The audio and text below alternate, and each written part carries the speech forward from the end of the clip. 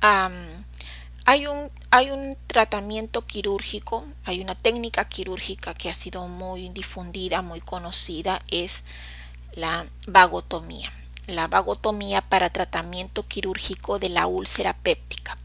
Esta puede ser troncular a nivel del cardias o puede ser selectiva a nivel de la curvatura menor del estómago. Sin embargo, estas deben indicarse solo en caso de que la úlcera péptica tenga complicaciones quirúrgicas o en caso de recidivas. No no de inicio debe hacerse una vagotomía. Vemos imagen, la vagotomía troncular se realiza a nivel del cardias, a nivel del esófago abdominal. Se van a seccionar, como se ven en esta imagen, los nervios vagos, y luego una antrectomía, se ha resecado el antro. La reconstrucción en este tipo se está haciendo una reconstrucción tipo Billroth 1. Esto ha sido en caso de una complicación, que es la estenosis de la úlcera, ¿no? Como ya dije, la reconstrucción Billroth 1 es una anastomosis gastroduodenal, ¿no? Vemos acá, anastomosis del estómago remanente, se cierra la porción más proximal y el resto del estómago se anastomosa al duodeno.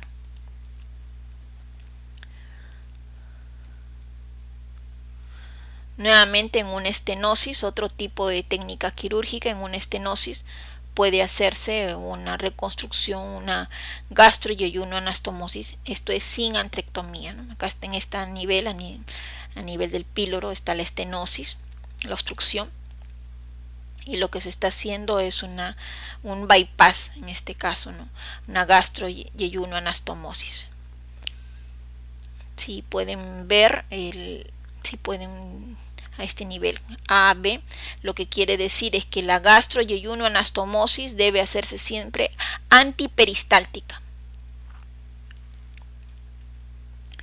Otra complicación mucho menos frecuente de la úlcera péptica, sobre todo de la úlcera péptica gástrica, es la malignización de la úlcera. Como dice acá, ocurre en úlceras gástricas crónicas. Está más asociada a gastritis crónica subyacente, sobre todo la gastritis crónica atrófica. El riesgo es de alrededor del 2%. Una vez más, acerca de los tipos de cirugía electiva en la úlcera péptica, a nivel duodenal, sobre todo en complicaciones, como ya dije, vagotomía en complicaciones o recidivas de úlcera péptica. Tenemos los tipos de vagotomía selectiva o vagotomía troncular o vagotomía troncular más antrectomía. En cuanto a la mortalidad, en la selectiva es menos del 0,1%, en la troncular menos del 1% y la asociada a antrectomía es de 1 a 2%. La recurrencia va a ser mucho menor en la vagotomía troncular asociada a antrectomía, menos del 0,5%. Y va a ser mayor en la selectiva de 10 a 15%. En la úlcera péptica gástrica, topográficamente la tipo 2, que es a nivel antral, la cirugía recomendada es la reconstrucción Billroth 1, que dije, la gastroduodenoanastomosis. Una mortalidad de 1% y una recurrencia alrededor de 1%. En las tipo 2, en la úlcera tipo 2 es aquella que tiene la úlcera antral más úlcera duodenal asociada. También puede hacerse una Billroth 1, una gastroduodenoanastomosis. Mortalidad similar, 1%, no se conoce muy bien su recurrencia en las de tipo 2. Y en las tipo 3, que son prepilóricas, además debe asociarse una vagotomía más antrectomía. La mortalidad, como es mayor el procedimiento quirúrgico, está alrededor del 2%, con una recurrencia menor de 0.5%. Un poco acerca de la vagotomía troncular más antrectomía. Como ya dije, la vagotomía troncular es la sección de los nervios vagos a nivel del esófago abdominal. Este tipo de cirugía va a ofrecer menor número de recidivas, ya que es una gran cirugía.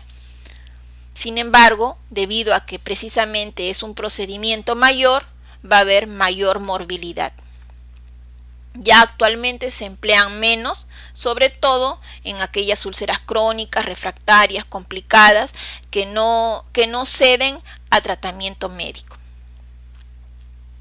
En cuanto a la reconstrucción, bueno, acá tenemos la primera parte de la cirugía, la vagotomía más antrectomía, o sea, resección del antro gástrico. Y la reconstrucción puede hacerse anastomosis gastroduodenal tipo Billroth 1 o anastomosis gastroyeyunal tipo Billroth 2, siempre antimesentérica, o anastomosis gastroyeyunal tipo Iderux, que es mucho mejor porque disminuye el reflujo alcalino. Esta está mucho mejor, actualmente es la más indicada. Otro tipo de cirugía puede hacerse también úlcera péptica. Como dije, vagotomía en úlceras complicadas que no ceden a tratamiento médico o que recidivan al tratamiento. Vagotomía troncular bilateral más piloroplastia. Sobre este tipo de cirugía, sobre todo en una cirugía urgente, en úlcera duodenal o pilórica, esto se hacía anteriormente, antes de la era del Helicobacter pylori. Posteriormente a ello, generalmente lo que se hace es el tratamiento de esta bacteria. Actualmente está indicada en los casos de las complicaciones, úlcera gástrica perforada o la úlcera gástrica hemorrágica.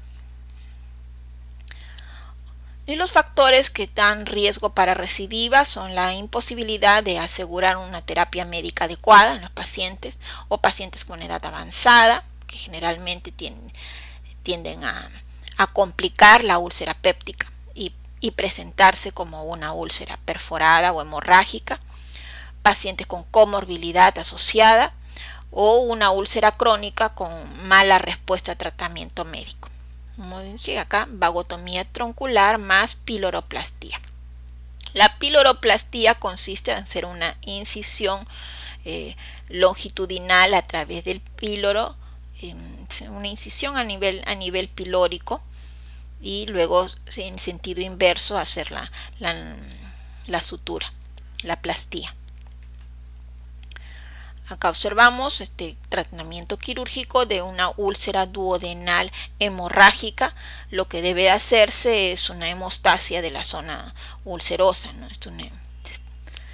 Si normalmente dijimos que las úlceras pépticas hemorrágicas en 80 a 90% van a tener tratamiento endoscópico, van a ceder a un tratamiento endoscópico. Aquellas que no puedan irán a cirugía. El tratamiento, hacer un sutura hemostática a nivel de la zona de sangrados.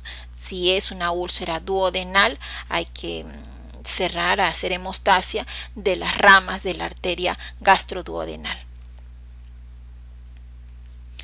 Cuanto a la úlcera duodenal, 90% se encuentran a 2 centímetros del píloro. Bueno, esa es la topografía. El factor causal, como ya dije, 90% debido a Helicobacter pylori. En cuanto a los factores de riesgo, tenemos el cigarro, el tabaco, los AINES, y la uremia. Otro factor causal, tenemos el síndrome de Zollinger-Ellison, que es un gastrinoma que aumenta la secreción de gastrina y por lo tanto hay una mayor acidez y mayor propensión a úlceras en el tracto digestivo superior. A diferencia de la úlcera péptica gástrica, la duodenal alivia con los alimentos y los antiácidos. En cuanto al tratamiento, se puede presentar cuáles son las posibilidades de tratamiento quirúrgico de la úlcera duodenal. Como ya referí, las vaguectomías, la antrectomía con o sin vaguectomía, y en cuanto a la reconstrucción puede serse Billroth 1 gastroduodenal o Billroth 2 gastroyeyunal. Ahora, las vaguectomías pueden ser troncular más piloroplastia o troncular más gastroyeyuno anastomosis, o la selectiva es la vaguectomía a nivel de la curvatura menor del estómago más piloroplastia, o la ultraselectiva que no requiere otra cirugía asociada.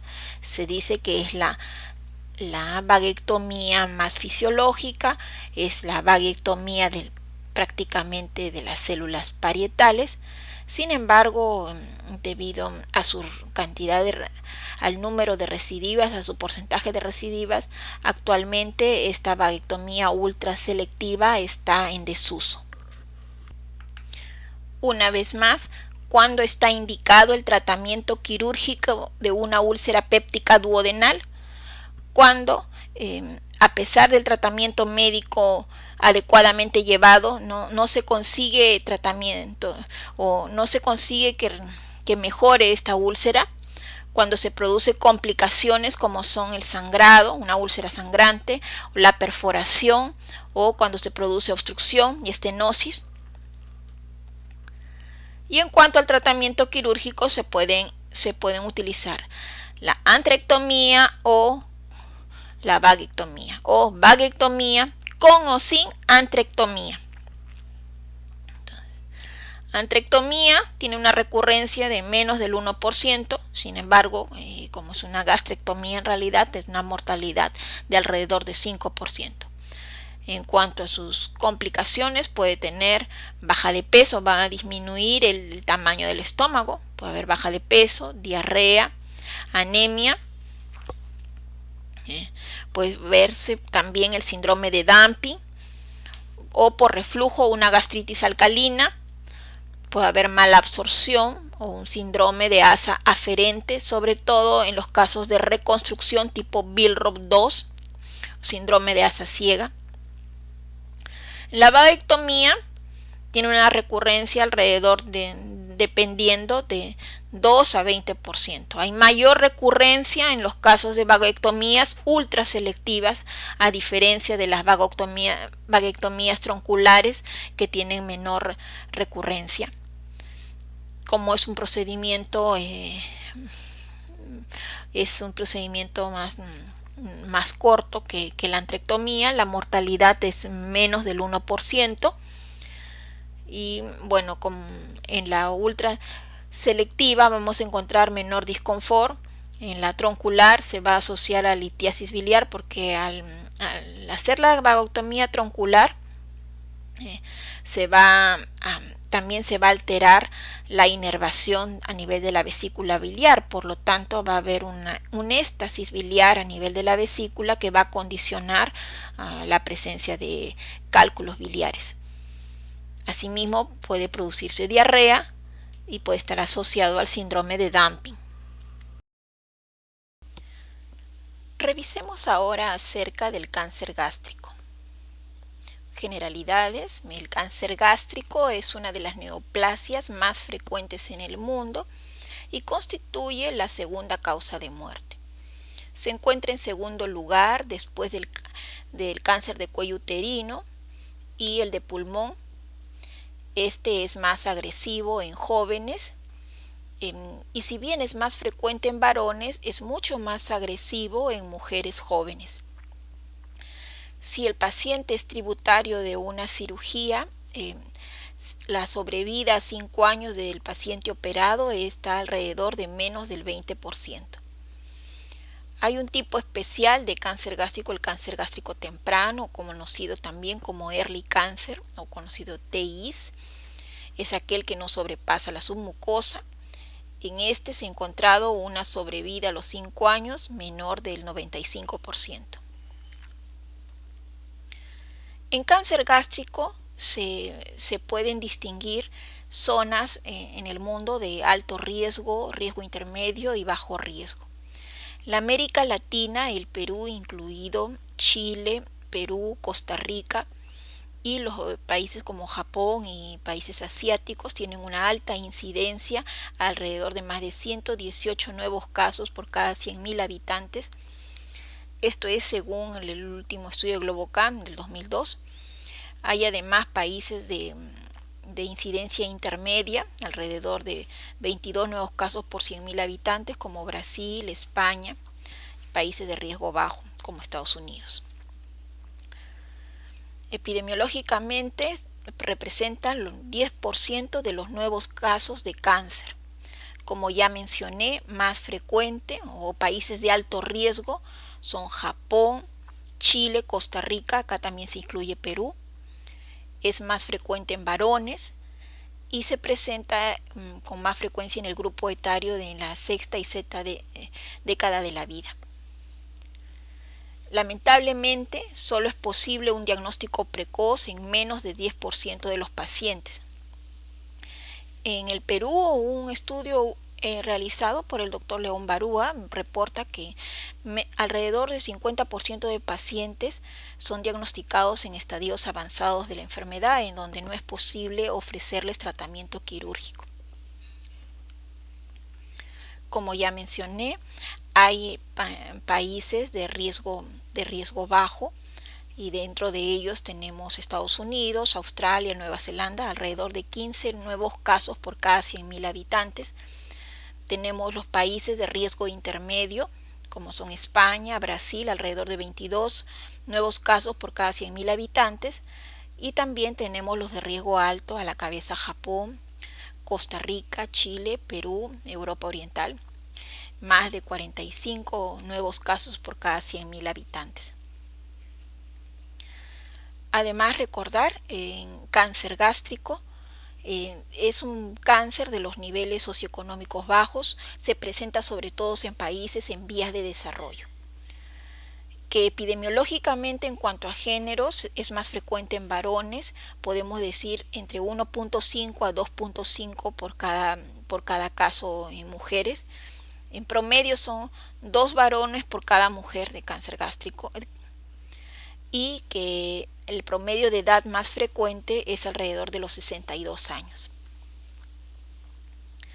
Existen factores de riesgo que permiten explicar que por qué se debe estas diferencias en cuanto a zonas de mayores riesgo y menos riesgo de tener cáncer gástrico.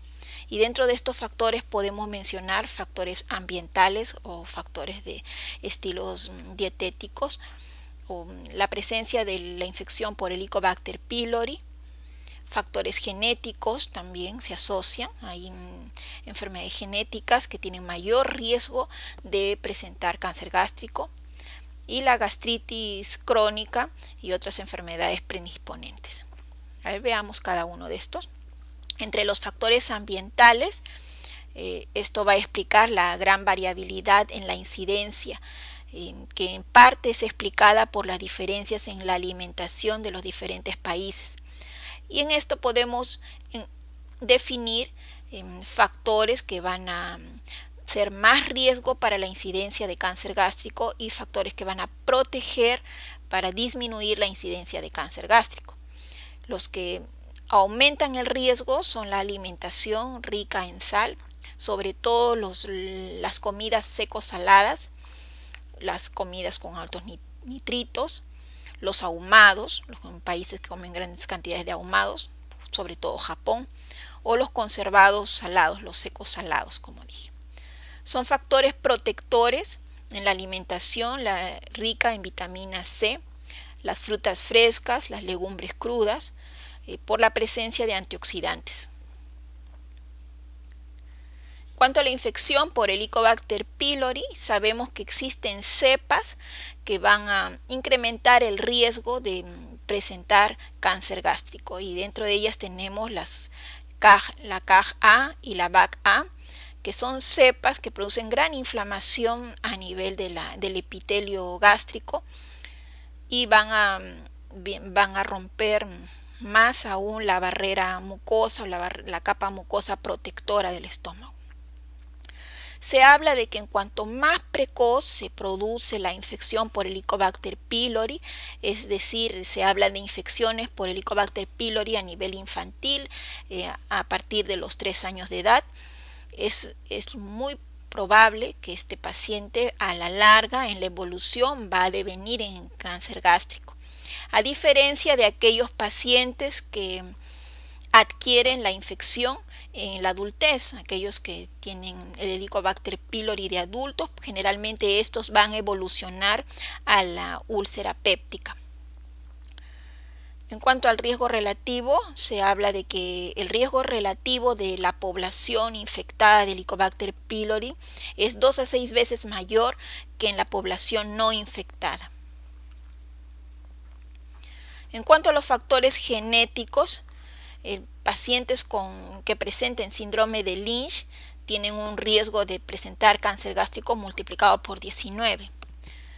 Asimismo, existe una forma de cáncer gástrico, el cáncer gástrico difuso familiar, con una mutación en el gen de la CDH1 que codifica una proteína, la E-caderina.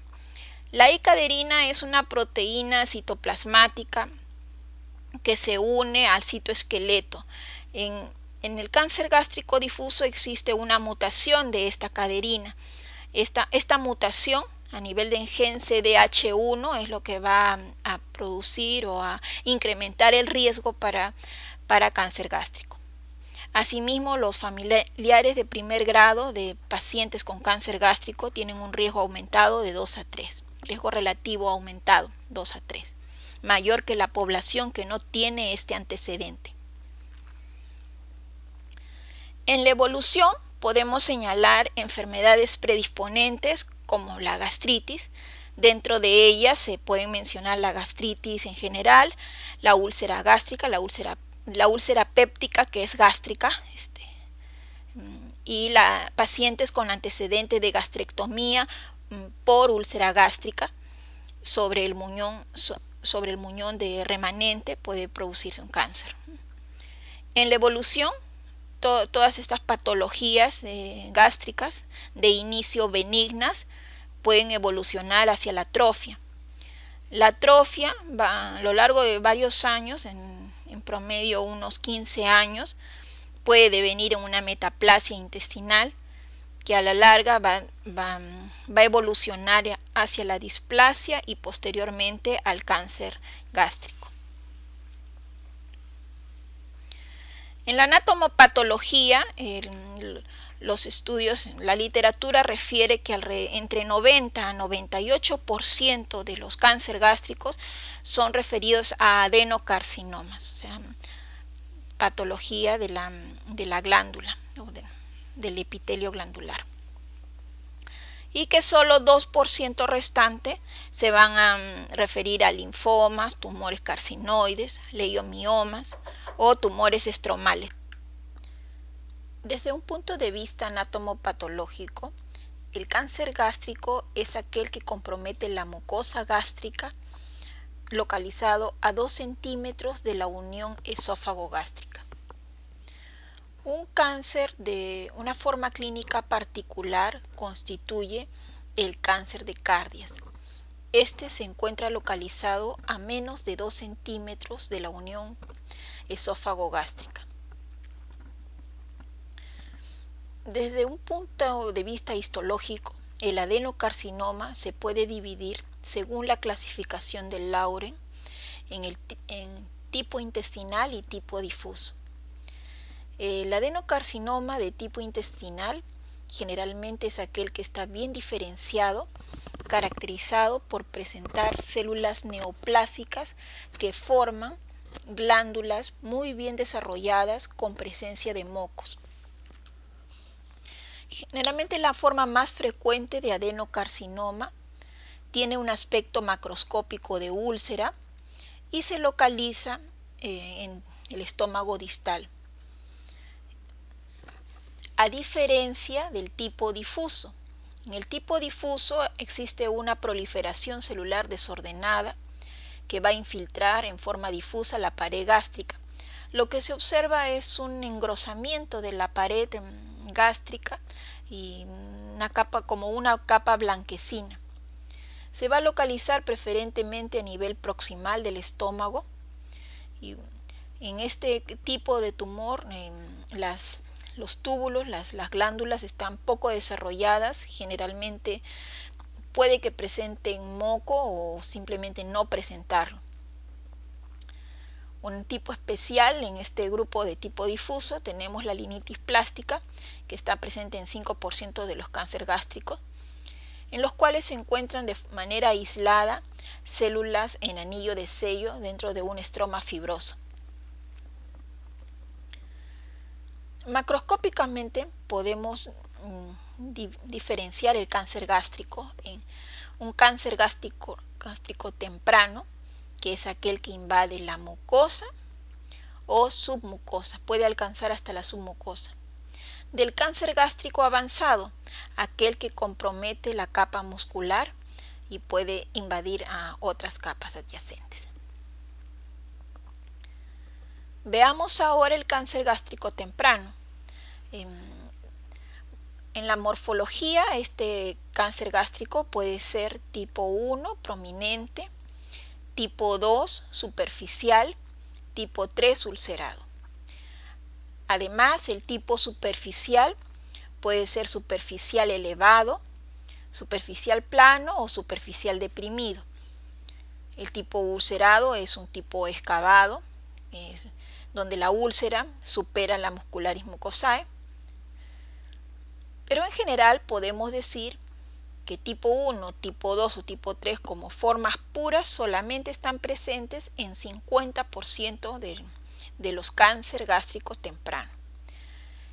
Y la forma morfológica más frecuente es una forma mixta en la cual se encuentran 2C más 3. Quiere decir 2C es deprimido más 3 ulcerado. Deprimido más ulcerado. Este tipo 2C más 3 es el tipo combinado más frecuente en cáncer gástrico temprano. En el cáncer gástrico avanzado se utiliza la clasificación de Borman. Tipo 1, polipoide, como observamos acá. Tipo 2, ulcerado. Tipo 3, ulcerado e infiltrante. Y tipo 4, lo que se conoce como la linitis plástica, que hablábamos que se presentaba en 5% de los cánceres gástricos. Entonces, recordemos bien, el cáncer gástrico temprano se divide en 3 tipos. En cáncer gástrico temprano, lo más frecuente, el tipo combinado 2C más 3, que quiere decir deprimido más excavado. Es el cáncer gástrico temprano más frecuente morfológicamente es el 2C más 3, deprimido más excavado. Y en cáncer gástrico avanzado tenemos la clasificación de Borman, que puede ser polipoide, ulcerado infiltrante o linitis plástica. Acerca de la clasificación del TNM en cáncer de estómago,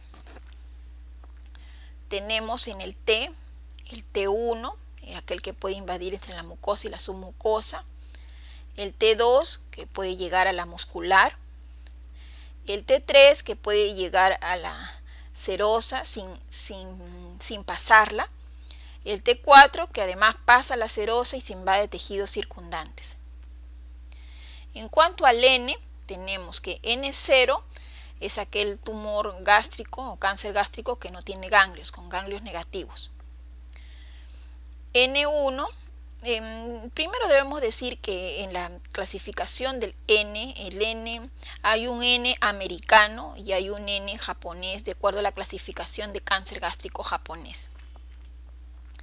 En el cáncer gástrico americano, la clasificación va en primer lugar por el número de ganglios más que por la localización, a diferencia de la clasificación japonesa, que se relaciona más a la localización del ganglio en relación al tumor. Por eso que habla acá de la cadena ganglionar. Entonces en el americano tenemos N0, 0 ganglios, N1 hasta 7, dicen de 1 a 6, N2 hasta 14, N3 más de 15 ganglios. Y en la metástasis tenemos MX cuando la metástasis es desconocida, todavía no se ha hecho estudios para poder saber si hay o no. M0 no hay metástasis, luego de hecha la evaluación se comprueba que no hay metástasis a distancia. Y M1 cuando sí hay metástasis. Y esto incluye los ganglios subclaviculares. Si el ganglio subclavicular es positivo, eso no es un N, eso es metástasis.